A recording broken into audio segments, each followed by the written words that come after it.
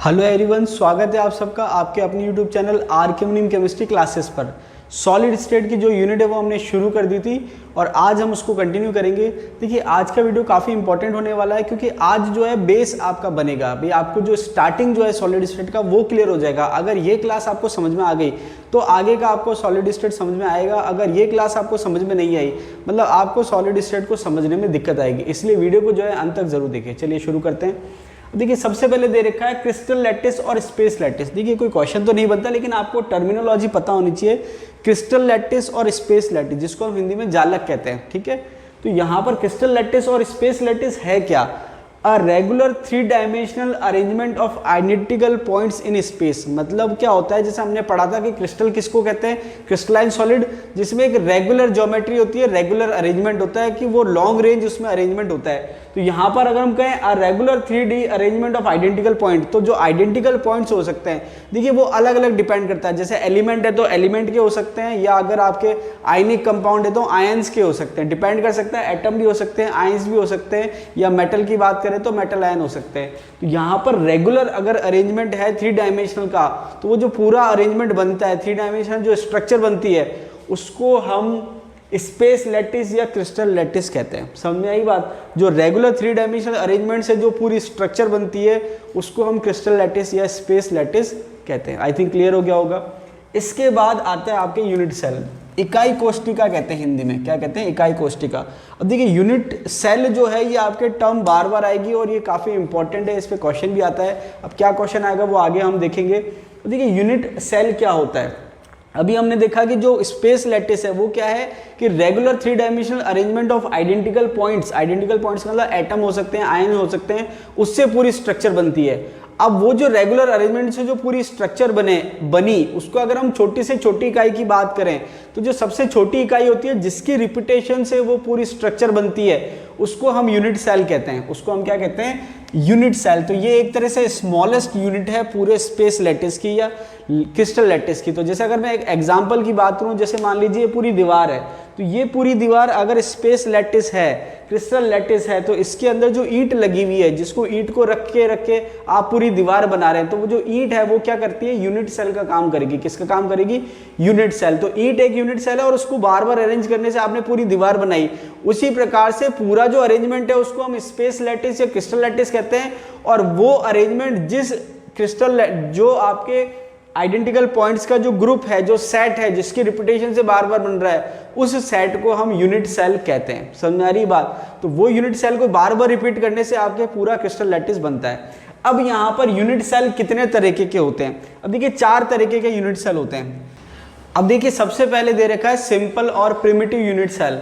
अब अगर इसको हम एग्जाम्पल से समझे सिंपल और प्रिमिटिव यूनिट सेल क्या होता है तो देखिए इससे हम समझ सकते हैं। अब जैसे मान लीजिए ये कोई यूनिट सेल है। यूनिट सेल भी कई तरीके से हो सकते हैं। देखिए एक होता है क्रिस्टल क्लास और एक होता है यूनिट सेल। दोनों में क्या अंतर होता है अभी हम समझेंगे थोड़ी देर बाद। तो जैसे मान लीजिए कि एक यूनिट सेल है। अब ये यूनिट सेल जो है वो कौन से टाइप का होगा वो डिपेंड करता है कि उस यूनिट सेल में एटम या जो आयंस है वो कहाँ कहाँ प्रेजेंट है। अब यहाँ पर आप ध्यान रखना कि जो यूनिट सेल है उसको हम स्ट्रक्चर के हिसाब से और क्रिस्टल क्लास के हिसाब से डिफाइन करते हैं। तो यहाँ पर आप इसको ऐसे समझो कि सिंपल और प्रिमिटिव यूनिट सेल है। तो इसकी खासियत यह है या इसको पहचानने का तरीका यह है कि इसमें जो एटम्स होते हैं या जो कॉन्स्टिट्यूएंट पार्टिकल्स होते हैं वो केवल कॉर्नर पर प्रेजेंट होते हैं। किस पर प्रेजेंट होते हैं? कॉर्नर पर। अब जैसे मान लीजिए कि ये यूनिट सेल है तो इसमें जो पार्टिकल हैं या जो एटम्स है वो कहाँ प्रेजेंट होंगे? कॉर्नर पर। 1 2 3 4 5 6 7 और 8 मतलब 8 कॉर्नर पर 8 एटम प्रेजेंट होंगे। तो अगर केवल कॉर्नर पर एटम प्रेजेंट है तो वो सिंपल यूनिट सेल की कैटेगरी में आएगा। किस में कैटेगरी में आएगा? Simple unit cell. इसके बाद हम बात करें सेकंड फेस सेंटर्ड की। अब देखिए फेस सेंटर्ड यूनिट सेल में क्या होगा? अब देखिए अगर केवल कॉर्नर पर है तो सिंपल, बाकी जितने भी हैं उसमें कॉर्नर पर तो होंगे ही होंगे। कहने का मतलब है सिंपल कौन सा है? जिसमें केवल कॉर्नर पर एटम प्रेजेंट है। इसके अलावा बाकियों में कॉर्नर पर तो होंगे ही होंगे, उसके अलावा अलग जगह प्रेजेंट होंगे। तो जैसे मैं बात करूं फेस सेंटर की, तो फेस सेंटर में क्या होगा? कॉर्नर पर तो होंगे ही होंगे, मतलब जितने भी कॉर्नर है सब पर। एक यूनिट सेल में 8 कॉर्नर होते हैं, 8 कॉर्नर पर तो होंगे ही होंगे एटम। साथ में क्या होंगे? ईच फेस सेंटर, मतलब जितनी भी फेस है उन सबके सेंटर में भी प्रेजेंट होंगे। तो जैसे अगर मैं बात करूं कि ये मान लीजिए कि ये फेस सेंटर्ड यूनिट सेल है, तो इसमें कॉर्नर पर तो एटम प्रेजेंट है ही है, 8 कॉर्नर पर, इसके अलावा फेस पर भी है। फेस कैसे? अब देखिए मैंने कल आपको समझाया था लास्ट वीडियो में कि एक क्यूब जो होता है उसमें आपके 6 फेस होती है। तो देखिए 1 2 3 4 5 और ये 6। अब ये क्यूब नहीं है, ध्यान रखना, वो हमने जो सिमेट्री एलिमेंट पढ़े थे क्यूब के पढ़े थे, ये क्यूब नहीं है। अब यहां पर हमने क्या देखा कि आपके फेस सेंटर्ड जो है, फेस क्यूब कब होता है? जब ये सारी लेंथ बराबर होती, 1 2 और ये 3 सारी लेंथ बराबर होती तब क्यूब होता। तो फेस सेंटर्ड हम किसको कह रहे हैं कि जिसमें एटम कॉर्नर पर तो प्रेजेंट है ही है, साथ में फेस पर प्रेजेंट है। अब फेस कितनी है? 1 2 3 4 5 6। तो यहां पर आपके एटम जो है कॉर्नर पर प्रेजेंट है और ईच फेस सेंटर, जितनी भी फेस है, 6 फेस होती है, सबके फेस सेंटर पे प्रेजेंट है। इसके बाद नेक्स्ट है बॉडी सेंटर्ड। अब देखिए बॉडी सेंटर्ड की अगर हम बात करें तो बॉडी सेंटर्ड नाम से पता चल रहा है कि एटम कहाँ प्रेजेंट है? कॉर्नर पर तो प्रेजेंट है ही है, साथ में कहाँ प्रेजेंट है? बॉडी के सेंटर पर। कहाँ प्रेजेंट है? बॉडी के सेंटर पर। तो यहाँ पर अगर मैं बात करूँ इसकी, तो इसमें 8 कॉर्नर है, तो 8 कॉर्नर पर तो एटम प्रेजेंट ही है बॉडी के सेंटर, मतलब ये मान लीजिए बॉडी है तो इसके अंदर जो है सेंटर में प्रेजेंट है। कहाँ प्रेजेंट है? सेंटर में। तो जैसे मान लीजिए ये कमरा है, तो कमरा अगर मान लीजिए यूनिट सेल है, तो जो 8 कॉर्नर है वो तो आपके एटम प्रेजेंट ही है, और कमरे के सेंटर में अगर एटम प्रेजेंट है तो वो क्या हो जाएगा? Body centre. ठीक है। इसके बाद नेक्स्ट है and face centre. And face centre में खासियत क्या है कि कॉर्नर तो है ही है। अब देखिए यहां पर ये इतना कॉमन नहीं है, थोड़ा डिफरेंट, आपने सुना भी नहीं होगा नॉर्मली। तो एंड फेस सेंटर में कॉर्नर के अलावा अपोजिट फेस पे क्या है? एटम प्रेजेंट होता है, कोई सी भी 2 अपोजिट फेस। जैसे मान लीजिए कि ये आपका यूनिट सेल है, तो 8 कॉर्नर पर तो है ही है, इस 8 कॉर्नर के अलावा 2 कोई सी भी अपोजिट फेस, ये और ये हो सकती है, ये और ये हो सकती है, ये और ये हो सकती है। तो केवल अपोजिट फेस पे क्या होता है? एटम प्रेजेंट होता है, उसको हम कहते हैं एंड फेस सेंटर। तो जैसे मान लीजिए ये यूनिट सेल है, तो 8 कॉर्नर पर तो है ही है, एक एटम यहाँ प्रेजेंट है और एक एटम यहाँ प्रेजेंट। देखिए फेस पे प्रेजेंट होना अलग बात है और बॉडी के सेंटर पे प्रेजेंट होना अलग बात है। अब जैसे मैंने कहा बॉडी सेंटर्ड है, तो कमरे के सेंटर में एटम प्रेजेंट होगा, लेकिन अगर मैं कहूँ फेस सेंटर्ड है, तो ये दीवार है तो इसके सेंटर प्रेजेंट होगा। दोनों में फर्क है कि फेस के सेंटर में प्रेजेंट है या बॉडी के सेंटर में। तो ये 4 तरह के यूनिट सेल है। अब देखिए ये यूनिट सेल कॉमन बात हो रही है, अभी किसकी बात हो रही है? कॉमन। क्यों? क्योंकि एक क्रिस्टल क्लास भी होती है, अभी हम देखेंगे। तो यहाँ पर यूनिट सेल कॉमन बात हो रही है कि कोई सा भी यूनिट सेल हो उसमें एटम कहाँ प्रेजेंट होंगे। अब जैसे मान लीजिए मैंने कहा ये क्यूब नहीं है, क्यों? क्योंकि इसकी लेंथ बराबर नहीं है, लेकिन ये भी एक प्रकार का क्या है? क्रिस्टल क्लास है। तो यहाँ पर क्रिस्टल क्लास कोई सा भी हो सकता है, लेकिन अगर उसमें मैं पर्टिकुलर यूनिट सेल की बात करूँ तो सिंपल अगर मैं कह रहा हूँ तो सिंपल का केवल सीधा मतलब ये है कि एटम केवल कॉर्नर पे है। अगर मैं कह रहा हूँ फेस सेंटर तो एटम कॉर्नर के अलावा फेस के सेंटर पे। अगर मैं कह रहा हूँ बॉडी सेंटर तो एटम कॉर्नर के अलावा बॉडी के सेंटर पे। और अगर मैं कह रहा हूँ एंड सेंटर्ड तो एटम जो है कॉर्नर के अलावा केवल 2 फेस के जो है अपोजिट फेस उसके सेंटर में प्रेजेंट है। तो ये 4 तरह के यूनिट सेल होते हैं। अब देखिए अब दे रखा है क्लासिफिकेशन ऑफ क्रिस्टल सिस्टम।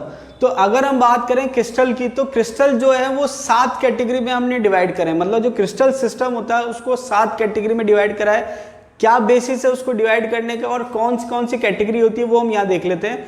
अब देखिए अगर हम बात करें क्रिस्टल सिस्टम की, तो क्रिस्टल सिस्टम जो है 7 तरीके के दे रखे हैं, ये इनके नाम दे रखे हैं। अगर हम नाम याद करें तो सबसे पहले क्यूबिक जो सबसे कॉमन है जिसके बारे में हम पढ़ते हैं, इसका दूसरा नाम है रेगुलर। इसके अलावा टेट्रागोनल, ऑर्थोरोम्बिक, रोम्बोहेड्रल, रोम्बोहेड्रल को ट्राइगोनल भी कहते हैं, तो आपको कंफ्यूज होने की जरूरत नहीं है। इसके अलावा हेक्सागोनल, मोनोक्लिनिक और ट्राइक्लिनिक। अब देखिए अगर याद करने की हम बात करें तो याद करने की ट्रिक क्या है? CTORHMT। क्या ट्रिक है? CTORHMT। अब ये ट्रिक कैसे काम कर रही है? CTOR का मतलब क्यूबिक, टेट्रागोनल, ऑर्थोरोम्बिक, रोम्बोहेड्रल। उसके बाद HMT हेक्सागोनल, मोनोक्लिनिक और ट्राइक्लिनिक।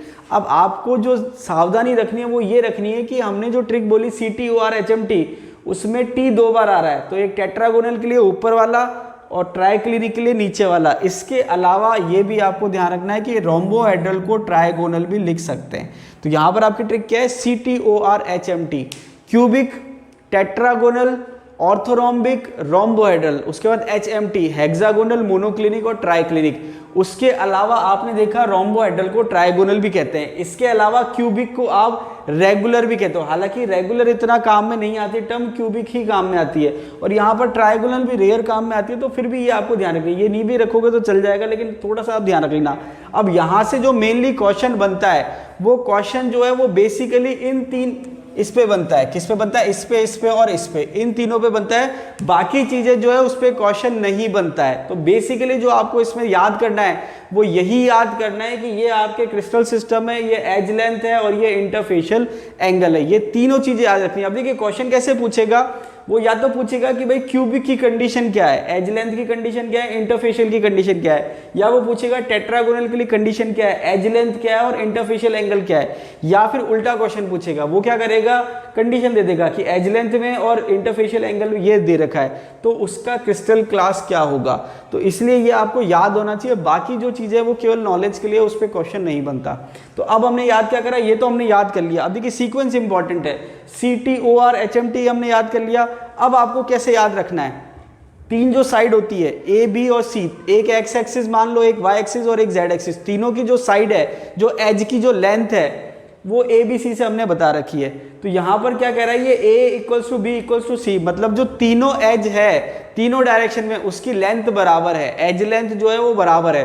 तो अब हमको याद कैसे करना है, तीनों बराबर है, दो बराबर है। अब इसका मतलब दो बराबर है मतलब तीसरी बराबर नहीं है, ये तो अंडरस्टूड हो गया। तो तीनों बराबर मतलब तीनों बराबर है, दो बराबर का मतलब दो बराबर है और एक डिफरेंट है। तो मैंने कहा दो बराबर है, A और B और C डिफरेंट है। अब ये नॉर्मली लिखने का तरीका होता है। अगर कोई चाहे परेशान करना तो वो कैसे कर सकता है, A is not equals to B equals to C, गेट में इस तरह से पूछा जा चुका है। तो हालांकि RPC ऐसा नहीं करेगी, लेकिन आपको क्या ध्यान रखना है, दो बराबर है। वो दो कोई से भी बराबर हो सकते हैं, A और B भी बराबर हो सकता है, B और C भी बराबर हो सकता है, A और C भी बराबर हो सकता है। नॉर्मल लिखने का तरीका यही है कि A = B not = C। तो यहाँ पर हमने याद कैसे करना है, तीनों बराबर है, दो बराबर है, एक भी बराबर नहीं है। वापस से तीनों बराबर है, दो बराबर है, एक भी बराबर नहीं है और एक भी बराबर नहीं है। तो हमने क्या करा, ये वाला कॉलम याद करा। तो ये वाला कॉलम हमने कैसे याद करा, CTOR HMT। उसके बाद हमने क्या याद करा, तीनों साइड बराबर है, फिर दो साइड बराबर है, फिर तीनों बराबर नहीं है, फिर तीनों साइड बराबर है, दो साइड बराबर है और फिर तीनों बराबर नहीं है और तीनों बराबर नहीं है। तो यहाँ पर आप देखोगे 1 2 3 4 5 6 7, समझ में आ गई बात। कैसे याद रखना है, तीनों बराबर है, दो बराबर, एक भी बराबर नहीं है, तीनों बराबर है, दो बराबर है, एक भी बराबर नहीं, एक भी बराबर नहीं है। तो ये आपको याद हो गया एज लेंथ का रिलेशन। अब आपको कैसे ध्यान रखना है, सीक्वेंस ध्यान रखना है कि 1 2 तीसरे नंबर पे आ रहा है, तो तीसरे नंबर पे क्या होता है, ऑर्थोरोम्बिक होता है। समझ में आ रही बात कि तीनों बराबर है, दो बराबर, एक भी बराबर नहीं है, एक भी बराबर किसके लिए नहीं, ऑर्थोरोम्बिक के लिए। फिर तीनों बराबर है किसके लिए, रोम्बोइडल के। तो ये आपको सीक्वेंस ध्यान रखना है। तो ये हमने याद कर लिया एज लेंथ। अब हमको याद करना है इंटरफेशियल एंगल। तो इंटरफेशियल एंगल याद करने में आसानी क्या है कि शुरू के तीन में तो कोई दिक्कत ही नहीं, सेम टू सेम है। कैसे सेम है, अल्फा = बीटा = गामा = 90 डिग्री। तो शुरू के तीन में तो यही सेम रहेगा, अल्फा = बीटा = गामा = 90 डिग्री। अब देखिए एज लेंथ तो आपको मैंने बताई थी, इसको आप ऐसे समझ लीजिए कि ये आपके मान लीजिए कोई क्रिस्टल क्लास है। तो यहाँ पर तीन एज जो है, 1 2 और ये 3, तो आप देखेंगे तीनों एज लेंथ डिफरेंट है। तो यहाँ पर इसको हम क्यूब नहीं कह सकते, इसको मैं टेट्रागोनल भी नहीं कह सकता। अभी हम देखेंगे कि ये कौन से क्रिस्टल क्लास में आ रहा है। तो यहाँ पर ना मैं इसको क्यूब कह सकता हूँ, ना मैं इसको टेट्रागोनल कह सकता हूँ। क्यों, क्योंकि टेट्रागोनल में भी कम से कम दो सेम होनी चाहिए, एक डिफरेंट होनी चाहिए, लेकिन यहाँ पर तीनों डिफरेंट है। समझ में आई बात। अब यहाँ पर एक चीज और रह गई, क्यों, क्योंकि अब ये तीनों डिफरेंट है। तो तीनों डिफरेंट इसमें भी आ रहा है, इसमें भी आ रहा है और इसमें भी आ रहा है। तो ये कौन से क्रिस्टल क्लास है, अभी हम देखते हैं। अब इसके बाद इसने दे रखा एंगल। तो देखिए इंटरफेशियल एंगल का मतलब क्या है कि जो दो फेस है उसके बीच का एंगल क्या है। तो जैसे मान लीजिए मैंने कहा कि ये कमरा है, तो कमरे में मैंने आपको कल भी समझाया था कि दो तो होगी साइड की दीवार, एक दीवार ये, एक दीवार ये, और एक होगी नीचे की फर्श या ऊपर की आप कह सकते हैं। तो अब मैंने कहा इस दीवार और इस दीवार के बीच में एंगल, तो ये एक इंटरफेशियल एंगल हो गया। इस दीवार और इस फर्श के बीच में एंगल, ये एक इंटरफेशियल हो गया, और इस दीवार और इस फर्श के बीच में एंगल, ये एक इंटरफेशियल हो गया। तो तीन एक्सिस जो है, उन तीन एक्सिस में जो तीन फेज है, एक फेज मान लीजिए मैंने कहा ये वाली फेज, एक फेज ये, और एक नीचे फर्श ये ऊपर, तो इनके बीच में आपस में एंगल क्या है। तो मैंने कहा एक ये दीवार है, एक ये दीवार है, इन दोनों के बीच में एंगल क्या है, एक ये दीवार है, एक ये फर्श है, इसके बीच में एंगल क्या है, और एक ये दीवार है और एक ये फर्श है, इसके बीच में एंगल क्या है। तो यहाँ पर जो फेस है टोटल 6 फेज होती है। तो अगर मैं अपोजिट फेज को एक बार काउंट नहीं करूँ, तो जो तीन एडजेसेंट फेस है जो चिपकी हुई है एक सेंटर से, उन तीनों फेसों के बीच में एंगल क्या है। तो अगर तीनों फेसों का एंगल बराबर है और 90 डिग्री है तो वो आपके इन तीनों में, स्टार्टिंग में हमने क्या करा, तीनों बराबर 90 डिग्री, तीनों बराबर 90 डिग्री और तीनों बराबर 90 डिग्री। उसके बाद क्या कंडीशन आती है, उसके बाद तीनों तो बराबर हैं लेकिन 90 डिग्री नहीं है। समझ में आई बात। इसके बाद कंडीशन क्या है कि दो बराबर है 90 डिग्री और तीसरा जो है वो 120 डिग्री है। यहाँ पर तीनों बराबर थे, 90 डिग्री नहीं थे। यहाँ पर दो बराबर है 90 डिग्री के और एक बराबर है 120 डिग्री। यहाँ पर कंडीशन क्या है कि दो बराबर है 90 डिग्री और एक 90 डिग्री के बराबर नहीं है। तो इसमें और इसमें बहुत ज़्यादा अंतर नहीं है एंगल में। इसमें क्या कह रहा है ऊपर वाले में कि दो तो 90 डिग्री है और एक 120 डिग्री है, फिक्स वैल्यू बता दी। नीचे वाले में कह रहा है दो तो 90 डिग्री है और एक 90 डिग्री नहीं है। समझ में आई बात। और लास्ट वाला क्या है, कुछ भी सेम नहीं है, ना तो ए अल्फा बीटा के बराबर है ना बीटा गामा के बराबर है, मतलब ना तो तीनों सेम है और तीनों सेम भी नहीं है, तीनों डिफरेंट भी हैं और कोई भी एंगल 90 डिग्री नहीं है। तो ये आपके एंगल हो गए। अब वापस से हम याद करते हैं, CTOR cubic, tetragonal, orthorhombic, rhombohedral. उसके बाद HMT हेक्सागोनल, मोनोक्लिनिक और ट्राइक्लिनिक। ये तो हमने याद कर लिए, ठीक है। रोम्बोहेड्रल को ट्राइगोनल भी कह रहे हैं, ठीक है, और रेगुलर इसको कह रहे हैं क्यूबिक को, वो तो कोई दिक्कत नहीं। उसके बाद हमने बात करी एज लेंथ की। एज लेंथ की तीनों बराबर है, दो बराबर है, तीनों बराबर नहीं है, फिर तीनों बराबर है, दो बराबर है, तीनों बराबर नहीं है, तीनों बराबर नहीं है। ये हमने एज लेंथ याद कर ली। उसके बाद इंटरफेशियल के एंगल की हमने बात करी, alpha equals to beta equals to gamma equals to 90 degree. ये किसके लिए कंडीशन है, शुरू के तीन के लिए। उसके बाद चौथे की कंडीशन क्या है, तीनों एंगल बराबर है लेकिन 90 डिग्री नहीं है। ये चौथे की कंडीशन हो गई। टोटल 7 हैं आपके। पांचवी कंडीशन क्या है, पांचवें बार कौन रहा है, पांचवें बार है हेक्सागोनल। तो देखिए हेक्सागोनल, अब एक चीज ध्यान रखना, हेक्सागोनल जो है यहाँ पर क्रिस्टल क्लास की बात हो रही है, 3D स्ट्रक्चर की बात हो रही है। जो ग्रेफाइट की स्ट्रक्चर होती है वो लेयर लाइक होती है। तो वो हेक्सागोनल वहाँ पर आप देखोगे वहाँ 120 डिग्री आपको कोण मिल जाएगा, लेकिन वो थोड़ी डिफरेंट कंडीशन है तो उसको आप कंफ्यूज होने की जरूरत नहीं है। वो आपके लेयर लाइक स्ट्रक्चर और ये आपके 3D स्ट्रक्चर की बात हो रही है, ठीक है। तो कंफ्यूज होने की जरूरत नहीं है। तो वहाँ पर आपको हेक्सागोनल, आपको जैसे हेक्सागोनल एक स्ट्रक्चर होती है, हेक्सागोनल जिसकी 6 साइड होती है, तो वहाँ एंगल कितना होता है 120 डिग्री, आपको याद रह जाएगा। तो दो 90 डिग्री और एक 120 डिग्री है, ठीक है। उसके बाद HMT। अब यहाँ पर आपने क्या देखा, इसके और इसमें केवल फर्क क्या है, दो 90 डिग्री, ये भी दो 90 डिग्री, बस ये है कि ये 120 है और ये 90 के बराबर नहीं है। इसका मतलब 120 तो नहीं होगा। और लास्ट वाला क्या है, कुछ भी बराबर नहीं है, मतलब ना तो अल्फा बीटा के बराबर है, ना बीटा गामा के बराबर है और ना वो 90 डिग्री के बराबर। तो ये आपके 7 क्रिस्टल क्लास हो गई। अब देखिए एग्जाम में क्वेश्चन ये भी आ रखा सिंपल सा कि क्रिस्टल क्लास कितने तरह की होती है, तो सीधा सीधा आंसर क्या होगा, 7। क्या आंसर होगा, 7। तो एक क्वेश्चन सीधा सीधा ये होता है कि क्रिस्टल क्लास कितने टाइप के होते हैं, तो आंसर आएगा 7। इसके अलावा वो कोई सी भी एक केस उठाएगा। देखिए क्वेश्चन बनाना बहुत आसान है। एग्जामिनर क्या सोचता है कि कहाँ से क्वेश्चन बनाया जा सकता है। अब इसमें मान लीजिए कोई रिपीटेड क्वेश्चन ना भी आए, लेकिन आपको पता है क्वेश्चन क्या है। अब जैसे मान लीजिए कि एग्जाम में टेट्रागोनल पूछ रखा है, ट्राइक्लिनिक पूछ रखा है, वो हो सकता है हेक्सागोनल पूछ ले, हो सकता है मोनोक्लिनिक पूछ ले, हो सकता है आपके ऑर्थोरोम्बिक पूछ ले, कोई सा भी पूछ सकता है। दो तरीके से पूछेगा, या तो नाम देके एज लेंथ और इंटरफेशियल एंगल पूछेगा, या इंटरफेशियल एंगल एज लेंथ देखे नाम पूछेगा। कई बार वो केवल इंटरफेशियल एंगल भी दे देता है, लेकिन हमको पूरा याद करना है। क्या करना है, पूरा याद करना है। तो ये आपको 7 क्लास याद होगी। इसके अलावा और क्या क्वेश्चन बन सकता है। अब देखिए यहाँ पर मैंने क्या लिखा है, टाइप ऑफ यूनिट सेल। अभी मैंने आपसे क्या कहा था कि क्रिस्टल क्लास अलग बात होती है और यूनिट सेल अलग बात होती है। अब जैसे अगर मैं आपसे पूछूं कि ये कौन से क्रिस्टल क्लास में आएगा, तो आप मुझे कमेंट बॉक्स में कमेंट करके बताइए कि ये जो आपको दिख रहा है ये कौन से क्रिस्टल क्लास में आएगा। इसका मैं आपको हिंट दे देता हूँ कि अगर आपको वॉल स्ट्रेट दिख रही है तो इसका मतलब वो एंगल 90 डिग्री के बराबर होता है, और अगर वॉल तिरछी दिख रही है मतलब वो 90 डिग्री के बराबर नहीं है। तो अब आप देखेंगे कि ये एक तरह से वॉल है इसके लिए, ये एक तरह से वॉल है, और ये एक तरह से क्या इसके लिए फ्लोर है। तो अब आप खुद सोचो कि इसका एंगल क्या है, जो इंटरफेशियल एंगल है वो क्या है, और आप मुझे कमेंट करके बताओ कि ये जो बॉक्स मैंने आपको दिखाया है ये कौन से क्रिस्टल सिस्टम में आएगा या क्रिस्टल क्लास में आएगा। दूसरी बात ये है कि अब ये मान लीजिए कोई सा भी क्रिस्टल क्लास डिसाइड हो गया, अब इस क्रिस्टल क्लास में मैं एटम कहाँ कहाँ लगा रहा हूँ उस पर डिपेंड करेगा कि यूनिट सेल कौन सा होगा। तो यूनिट सेल अलग चीज होती है, क्रिस्टल क्लास अलग चीज होती है। क्रिस्टल क्लास के अंदर यूनिट सेल आते हैं, समझ में आई बात। जैसे मान लीजिए मैंने कहा ये क्रिस्टल क्लास है, अब इसमें मैं एटम कहाँ कहाँ लगाऊंगा उससे डिसाइड होगा कि इस क्रिस्टल क्लास में यूनिट सेल कौन सा है, ठीक है। अब वैसे चाहूँ तो मैं सब में क्या कर सकता था, 4 तरह के हमने यूनिट सेल पढ़े, चारों तरह के सब में बना सकता था, लेकिन एक्चुअल में जो नेचर में जो एग्जिस्ट कर रहे हैं, मतलब नेचर में कौन कौन से क्रिस्टल क्लास एग्जिस्ट कर रहे हैं, 7 तरह के, वो मैंने आपको बता दिए। अब इन 7 तरह के क्रिस्टल क्लास में नेचुरली कौन से यूनिट सेल एग्जिस्ट करते हैं वो मैंने यहाँ पर आपको मेंशन कर रखा है। अब ये आपको सारे याद करने की जरूरत नहीं है। मैंने अभी आपसे क्या कहा था कि एंड सेंटर जो इतना कॉमन नहीं है, उसका रीजन क्या है कि हम जो क्रिस्टल में यूनिट सेल पढ़ते हैं वो पढ़ते हैं बेसिकली क्यूबिक के लिए। जो भी हम डिटेल में थ्योरी पढ़ते हैं, जितनी भी डिटेल में हम सब चीज़ निकालते हैं वो क्यूबिक के लिए निकालते हैं। क्यूबिक के लिए तीनों साइड बराबर होती है और एंगल जो है तीनों 90 डिग्री होते हैं। तो वहां पर क्यूबिक के लिए जब हम यूनिट सेल की बात करते हैं तो वहां पर देखिए क्यूबिक क्रिस्टल क्लास में कितने यूनिट सेल दे रखे हैं, 3 तरह के, P, F और B। P का मतलब प्रिमिटिव, F का मतलब फेस सेंटर्ड और B का मतलब बॉडी सेंटर्ड। अब ये मैंने सिंपल B इसलिए लिख दिया, आपको याद करने में आसानी होगी। वैसे मैंने दूसरा नोटेशन भी बताया था तो वहां पर क्या है, याद करने में थोड़ा कंफ्यूज डाउट आ जाता है कि कौन सा नोटेशन, इसलिए मैंने सिंपल याद करने में दिक्कत नहीं हो इसलिए मैंने बता दिया। अब देखिए आपसे वो कोई पूछने वाला नहीं है कि कौन से क्रिस्टल सिस्टम में कितने आपके यूनिट सेल पाए जाते हैं। जैसे मान लीजिए क्यूबिक की बात करें तो 3 तरह के हैं, प्रिमिटिव, फेस सेंटर्ड और बॉडी सेंटर। उसके बाद अब देखिए प्रिमिटिव तो सब में है ही है भाई। अगर क्रिस्टल क्लास में कोई भी यूनिट सेल नहीं होगा तो फिर इसका मतलब क्रिस्टल क्लास नेचर में एग्जिस्ट ही नहीं कर रही, और अगर एग्जिस्ट नहीं करती तो हम पढ़ते नहीं। इसका मतलब जितनी भी आपके क्रिस्टल क्लास है उसमें कम से कम एक तरह का यूनिट सेल तो प्रेजेंट है। वो कौन सा है, प्रिमिटिव। मतलब प्रिमिटिव तो होगा ही होगा। अब उसके अलावा कौन कौन से प्रेजेंट है, इसमें आपके face centred, body centred present है, इसमें आपके बॉडी सेंटर्ड प्रेजेंट है, इसमें फेस सेंटर्ड भी है, बॉडी सेंटर्ड भी है और एंड सेंटर्ड भी है। इसके अलावा इसमें एंड सेंटर्ड है।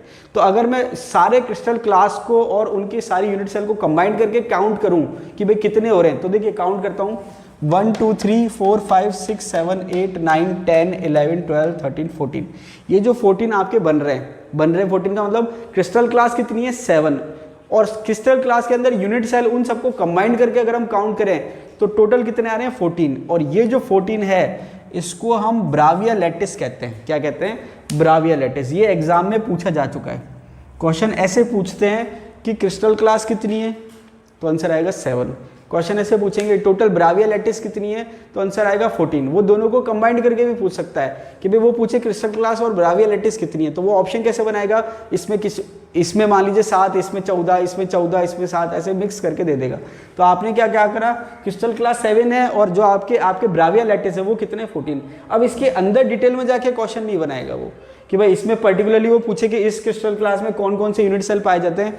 जरूरत नहीं है। आपको क्या ध्यान रखना है, सातों में कम से कम एक एक तो है ही है। हाँ, ज़्यादा से ज़्यादा आप एक चीज़ याद कर सकते हो, क्यूब में तो आपको पढ़ोगे तो ये याद हो जाएगा, ये आप याद कर सकते हो। अगर बाई चांस क्वेश्चन बन जाए तो ये आप याद कर सकते हो भी कौन से क्रिस्टल क्लास में चारों तरह के यूनिट सेल पाए जाते हैं। ये एक सिंपल सा क्वेश्चन बन सकता है, तो वो क्या हो जाएगा, ऑर्थोरोम्बिक। तो सिंपल सा नॉलेज के लिए अगर आप देखो तो आप क्या कह सकते हो कि ऑर्थोरोम्बिक में चारों तरह के जो यूनिट सेल है वो पाए जाते हैं। ये सिंपल सा क्वेश्चन है।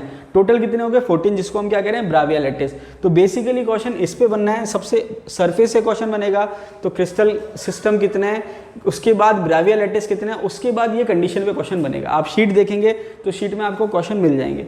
इसके बाद ये मैंने आपको बता दिया, इसमें टोटल 14 होते हैं। इसके अलावा क्वेश्चन बनेगा तो वो ज़्यादा पूछ सकता है चारों यूनिट सेल किसमें होते हैं, वो भी बहुत डीप है अपने आप में क्वेश्चन, फिर भी आपको मैंने नॉलेज के लिए बता दिया। इसके बाद बात आती है एग्जाम्पल की। अब देखिए एग्जाम्पल से नॉर्मली कोई क्वेश्चन नहीं बनता, लेकिन क्योंकि आपके जब हम स्ट्रक्चर पढ़ेंगे, डिटेल में स्ट्रक्चर पढ़ेंगे, कुछ कुछ कंपाउंड की और कुछ कुछ एलिमेंट्स की, तो उसमें आपके NaCl स्ट्रक्चर आती है और डायमंड की और ग्रेफाइट की स्ट्रक्चर आती है। तो यहाँ पर इसलिए मैंने मेंशन कर दिया NaCl, KCl और डायमंड। तो यहाँ पर NaCl, KCl और डायमंड की अगर वो आपसे पूछे कि भाई कौन सी क्रिस्टल क्लास होगी, तो आप क्या कहोगे, क्यूबिक।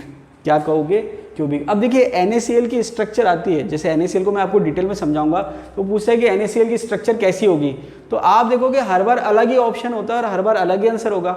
आप सोचो कि हर बार अलग कैसे आ रहा है, वो हर बार अलग ऐसे आता है कि एक बार तो वो पूछता है क्रिस्टल क्लास के बेस पे NaCl जो है वो कौन सी क्रिस्टल क्लास है, तो आंसर क्या आएगा, क्यूबिक। तो अगर वो पूछता है NaCl की स्ट्रक्चर होगी और वो ये 4 ऑप्शन दे दे तो आंसर क्या होगा, क्यूबिक।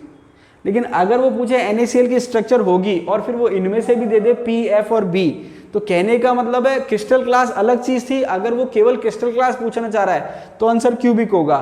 लेकिन अगर क्रिस्टल क्लास के अंदर भी वो पूछना चाह रहा है कि कौन से टाइप का यूनिट सेल है, तो आंसर होगा FCC। आंसर क्या होगा, FCC, फेस सेंटर्ड। ये डिटेल में हम पढ़ेंगे आगे। और इसके अलावा एक चीज़ और होती है, एक स्ट्रक्चर और होता है, जब हम डिटेल में स्ट्रक्चर आएगी तब हम बात करेंगे। तो आपको कम से कम इतना तो पता चल गया कि NaCl, KCl और डायमंड जो होते हैं वो क्यूबिक क्रिस्टल क्लास में आते हैं। यूनिट सेल कौन सा होगा वो बाद की बात है, यूनिट सेल को हम बाद में देखेंगे।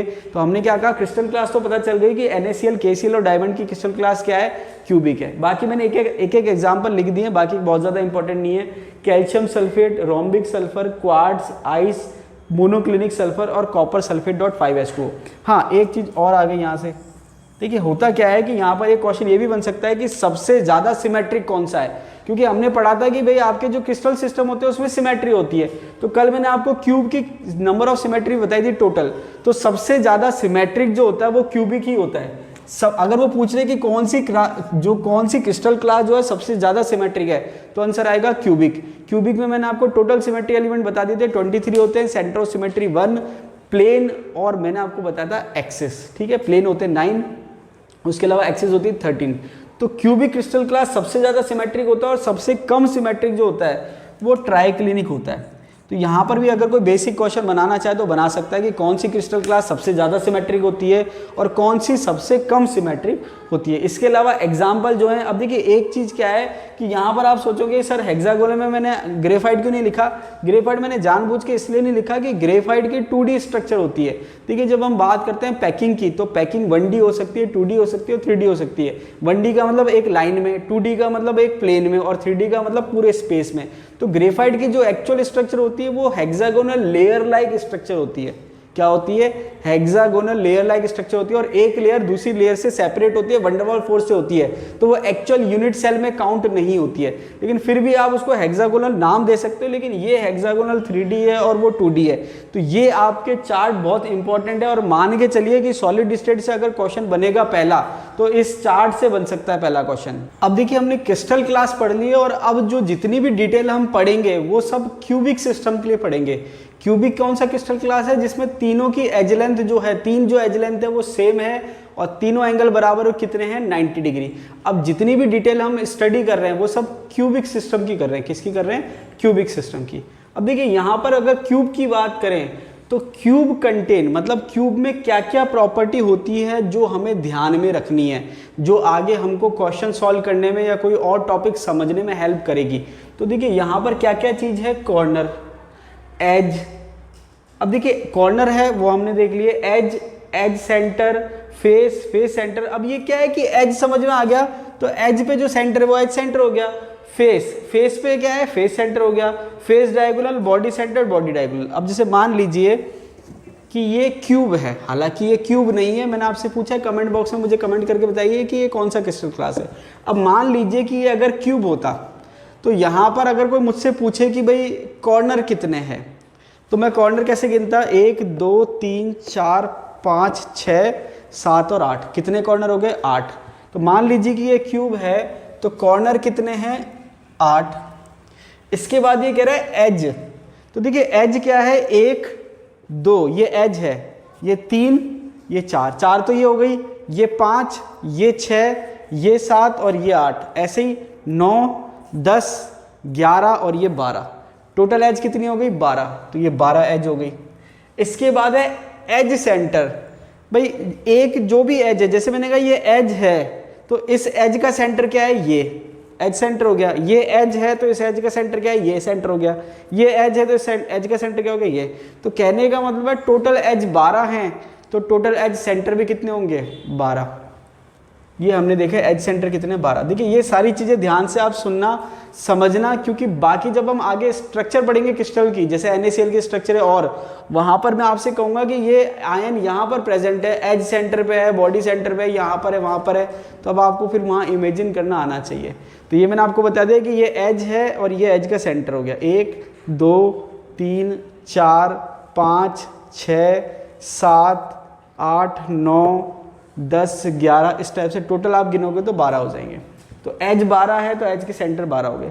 इसके बाद आती है फेस। फेस कितनी है? 6। अभी हमने देखा था 1 2 3 4 5 और ये 6, टोटल 6 फेस हो गई। बस ये कि ये सिमेट्रिकल या क्यूब फॉर्म में नहीं है क्योंकि सारी तीनों साइड बराबर नहीं है। तो यहाँ पर टोटल फेस कितनी होगी? 6। समझाने के लिए मैंने ले लिया ये आपके लिए, थोड़ा आप इमेजिनेशन कर पाओगे। तो फेस कितनी होगी? 6। ठीक है। इसके बाद करें फेस सेंटर। तो देखिए अभी हम यूनिट सेल में बात कर रहे थे कि भाई फेस के सेंटर पे हो सकता है, तो यहाँ पर मैंने कहा ये फेस है, तो अगर फेस सेंटर कह रहा हूँ तो फेस के सेंटर मतलब यहाँ पर एटम हो सकता है, ये फेस है तो यहाँ एटम हो सकता है। अब ये कह रहा है टोटल फेस कितनी है 6, तो एक फेस का सेंटर, एक फेस में कितने सेंटर होंगे, एक ही सेंटर होगा भाई। एज का एज एक है, जितनी भी एज है तो हर एज का एक ही सेंटर हो सकता है, तो जितनी एज है उतनी सेंटर हो गए, तो एज 12 है तो 12 सेंटर हो गए, और एक फेस है तो एक फेज में एक ही सेंटर हो सकता है, ये सेंटर हो गया। तो टोटल फेस कितनी है 6, तो फेस सेंटर कितने हो गए 6, तो फेस भी 6 और फेस सेंटर भी 6। अब इसके बाद नेक्स्ट दे रखा है फेस डायगोनल। अब डायगोनल को जहाँ तक मुझे ध्यान है हिंदी में विकर्ण कहते हैं। तो अब यहाँ पर ध्यान क्या रखना है कि ये फेज है, एक फेस है, तो अगर मैं फेस डायगोनल की बात करूँ तो ये भी एक फेस डायगोनल है और ये भी एक फेस डायगोनल है। समझ में आई बात? तो कहने का मतलब ये है कि अगर मैं फेस डायगोनल बनाऊं तो एक फेस पे कितनी फेस डायगोनल बना ली मैंने यहाँ पर 2, 1 और ये 2। ऐसे ये फेस है तो 1 और ये 2, तो एक फेस पे टोटल 2 फेस डायगोनल बन गई। तो टोटल फेस कितनी है 6, तो पूरे क्यूब में टोटल फेस डायगोनल कितनी हो जाएगी 12। ठीक है, एक फेस पे 2 तो 6 फेस पे 6 दूनी 12, तो 12 फेस डायगोनल हो जाएगी। क्लियर? इसके बाद नेक्स्ट है बॉडी सेंटर्ड। तो मैंने आपसे पहले भी कहा था और वापस से रिपीट कर रहा हूँ कि या तो कोई बॉडी सेंटर्ड नहीं है। देखिए बॉडी सेंटर का मतलब है कि यहाँ पर कोई भी बॉडी है, चाहे कोई सा भी क्रिस्टल हो, उसका एक सेंटर होगा। अब उसमें सेंटर सिमेट्री हो या नहीं हो वो एक और बात है। तो यहाँ पर मैंने कहा कि ये मान लीजिए क्यूब है, तो इसका जो बिल्कुल सेंटर है वो क्या हो गया बॉडी सेंटर। अब जैसे मान लीजिए कमरा है, तो कमरे का जो बिल्कुल सेंटर है वो क्या हो गया बॉडी सेंटर्ड। और अगर मैं कहूँ ये, तो ये फेस सेंटर्ड है। तो फेस के सेंटर कितने होंगे क्यूब में 6, लेकिन बॉडी सेंटर्ड कितना होगा 1। अब बात आती है बॉडी डायगोनल की। तो देखिए फेस डायगोनल अलग चीज़ है और बॉडी डायगोनल अलग चीज़ है। फेस डायगोनल का मतलब क्या था कि मैंने कहा कि ये दीवार है या मान लीजिए ये फेस है, तो इस फेस में ये 4 कॉर्नर एक साथ हैं, चारों कॉर्नर एक साथ हैं। तो अगर मैं एक ही फेस के 2 कॉर्नर के एटम अपोजिट वाले बनाऊं तो वो फेस डायगोनल बनेगी। लेकिन अगर मैं बॉडी डायगोनल की बात करूं तो बॉडी डायगोनल में क्या होगा कि ये वाला कॉर्नर अगर इस कॉर्नर से मिला रहा हूं तो ये फेस डायगोनल बन रही है, लेकिन अगर इस कॉर्नर को मैं पीछे वाले कॉर्नर से मिलाऊं तो वो बॉडी डायगोनल बनेगी। कितनी क्या बनेगी बॉडी डायगोनल। तो यहाँ पर हमने क्या देखा कि ये फेस डायगोनल तो एक फेस पे 2 बन रही है तो टोटल 12 हो गई। और बॉडी डायगोनल कैसे बन रही है, इस कॉर्नर का इस कॉर्नर से, इस वाले कॉर्नर का इस वाले कॉर्नर से। तो 2 कॉर्नर इधर के 2 कॉर्नर से मिलके बॉडी डायगोनल बना रहे हैं और ये वाला इससे बनाएगा और ये वाला इससे बनाएगा। तो टोटल 8 कॉर्नर है, वो 8 अपोजिट कॉर्नर मिला के क्या बनेंगे बॉडी डायगोनल। तो इसको आप ऐसे समझ लीजिए कि जैसे मान लीजिए कमरा है, तो इस वाले कॉर्नर का इस वाले कॉर्नर से जब आप लाइन ड्रॉ करेंगे तो ये एक बॉडी डायगोनल हो जाएगा। क्या हो जाएगा बॉडी डायगोनल। और दीवार पे आप देखेंगे तो इस कॉर्नर से लेके इस कॉर्नर पे जाएंगे तो वो फेस डायगोनल हो जाएगा। तो बॉडी डायगोनल जो है वो 2 कॉर्नर से एक बॉडी डायगोनल बन रही है। तो टोटल कॉर्नर कितने हैं 8, तो टोटल बॉडी डायगोनल कितनी हो जाएगी 4। तो ये मैंने कहा 4। तो ये आपको ध्यान रखना है, कॉर्नर कहाँ पर होते हैं, एज कहाँ पर होती है, एज सेंटर कहाँ पर होता है, फेस क्या होती है, फेस सेंटर कहाँ होता है, फेस डायगोनल क्या होती है, बॉडी सेंटर क्या होता है, बॉडी डायगोनल क्या होती है। अब देखिए यहाँ पर मैंने लिख रखा है एज, तो ये ब्रैकेट में लिखा है ए किसको बता रहा है एज लेंथ को। तो जैसे मैंने कहा कि ये आपके तीनों साइड इसमें तो अलग अलग है तो उसको हम ABC कहते हैं, लेकिन क्यूब में तीनों साइड बराबर होती है तो वहाँ ABC कहने की जरूरत नहीं है, केवल A काफ़ी होती है। क्या होता है, केवल A काफ़ी होता है। तो ये क्या हो जाएगा A हो जाएगा। ठीक है, तो यहाँ पर इसके बाद मैंने कहा फेस डायगोनल। तो फेस डायगोनल की अगर मैं बात करूँ तो देखिए एज जो है ये एज A है। क्या है, एज क्या है A। तो अब यहाँ पर एज A है, तो देखिए इसको मैं थोड़ा सा आपको हिंट देता हूँ, बाद में समझेंगे कि एज तो A हो गई और जो फेस डायगोनल है ये फेस डायगोनल है, तो इसकी लंबाई कितनी है √2 है। अब ये √2 कैसे आया वो हम थोड़ा बाद में डिस्कस करेंगे। उसके बाद बॉडी डायगोनल जो है उसकी लंबाई भी क्या होती है √3 है।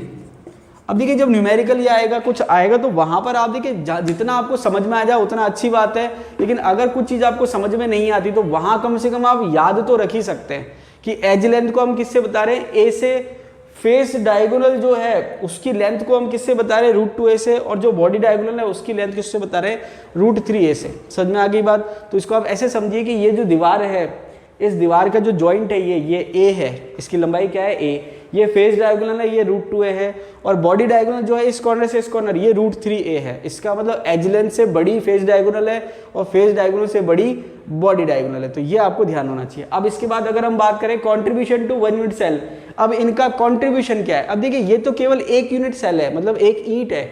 अब इस ईंट को मिला के आप दीवार बनाओगे, तो अब यहाँ पर मान लीजिए कि एक यूनिट सेल है, तो इसके ऊपर भी यूनिट सेल है, इसके नीचे भी यूनिट सेल है, इसके आगे भी यूनिट सेल है, इसके पीछे भी यूनिट सेल है, इसके इधर भी यूनिट सेल है और इसके इधर भी यूनिट सेल है। मतलब यूनिट सेल खूब सारे जमे हुए हैं। तो जैसे मान लीजिए मैच बॉक्स लिया आपने, खूब सारे मैच बॉक्स बना के क्या करी, बिल्डिंग बना ली। तो अब यहाँ पर होता क्या है कि ये यूनिट सेल जो है ये अकेला थोड़ी ना है, इसके चारों तरफ यूनिट सेल है खूब सारे। तो अब यहाँ पर हमको चेक क्या करना है कि जब सारे यूनिट सेल को अगर हम इमेजिन करें तो कौन सा जो फैक्टर है वो कितने में कॉमन है। अब जैसे मान लीजिए कि मैंने कहा कि ये एक यूनिट सेल है और मैंने कहा ये एक कॉर्नर है, तो अब ये जो कॉर्नर है ये कितनी यूनिट सेल में कॉमन है उसको कैसे इमेजिन करूँगा। एक यूनिट सेल ये है, इस वाले कॉर्नर की बात कर रहा हूँ, एक यूनिट सेल ये है, तो एक यूनिट सेल यहाँ होगा, एक यूनिट सेल यहाँ होगा, एक यूनिट सेल यहाँ होगा, कितने हो गए 4, और 4 इसके ऊपर। तो ये जो सेंटर है, ये जो कॉर्नर है, इसके 1 2 3 4 5 6 7 और 8, तो टोटल कितने यूनिट सेल से वो घिरा हुआ है, 8 से। समझ में आ रही बात। तो यहाँ पर आप देखेंगे कि एक जो सेंटर है इसके इधर भी, ये मान लीजिए कॉर्नर है कोई, तो इसके इधर भी यूनिट सेल है, इधर भी यूनिट सेल है, इधर भी है, इधर भी है, 4 नीचे और 4 ऊपर है। जैसे मैंने कहा ये है, तो ये हो गया, तो एक इधर, एक इसके जस्ट सामने, एक इधर और एक इधर, 4 तो एक लेयर में हो गए, एक रो में हो गए, या मतलब एक लेयर फॉर्म में हो गए, एक ही लाइन में हो गए, और 4 इसके जस्ट ऊपर हो गए। तो एक कॉर्नर 8 में कॉमन है। तो अगर एक कॉर्नर 8 यूनिट सेल में बटा हुआ है तो एक में उसका कॉन्ट्रीब्यूशन कितना होगा, 1/8। कितना हो जाएगा, 1/8। समझ में आ जाता तो अच्छी बात है, नहीं तो याद तो आप कर ही सकते हो। इसके बाद मैंने कहा एज। अब आप इसको ऐसे देखिए, ये मैंने कहा एक ये है। अब ये जो एज है ये ऊपर वाले यूनिट सेल में कॉमन नहीं है। समझ में आई बात। कॉर्नर तो कॉमन था, लेकिन ये जो एज है ये इसमें इसके लिए कॉमन है, इधर वाला जो होगा उसके लिए कॉमन होगी, इधर वाले के लिए कॉमन होगी और इधर वाले के लिए कॉमन होगी।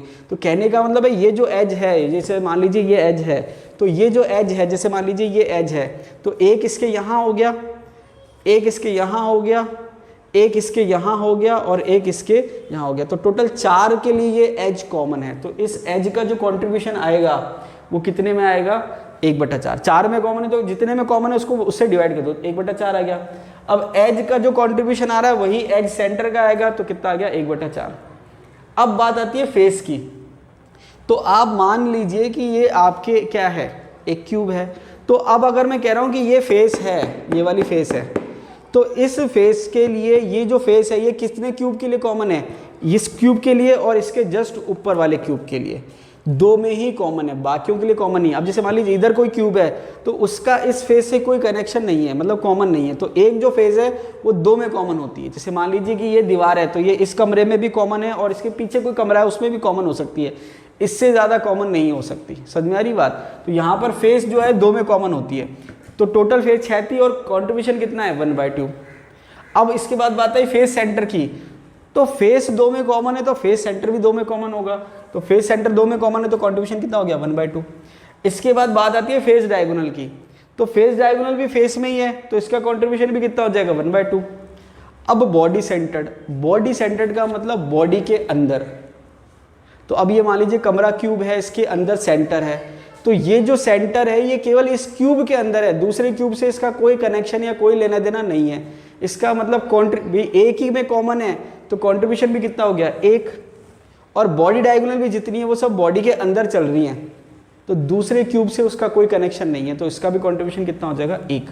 अब देखिए ये जो मैंने बेसिक्स आपको बताए ये बहुत काम आएंगे आपके। क्यों? क्योंकि होता क्या है कि जब आप NaCl की स्ट्रक्चर पढ़ोगे या KCl की पढ़ोगे या और किसी की पढ़ोगे तो वहाँ पर आपको पता होता है कि भाई एटम या आयन कहाँ कहाँ प्रेजेंट है। तो वो कहेगा अगर कॉर्नर पे प्रेजेंट है तो आपको पता होना चाहिए कि कॉर्नर है कहाँ। वो अगर आपसे कहे एज के सेंटर पे तो आपको पता होना चाहिए एज सेंटर है कहाँ। तो इसके लिए ये आपको पता होना चाहिए कि कौन सी चीज़ क्या है, कहाँ प्रेजेंट होती है, कितनी होती है और एक यूनिट सेल में उसका कॉन्ट्रीब्यूशन क्या होता है।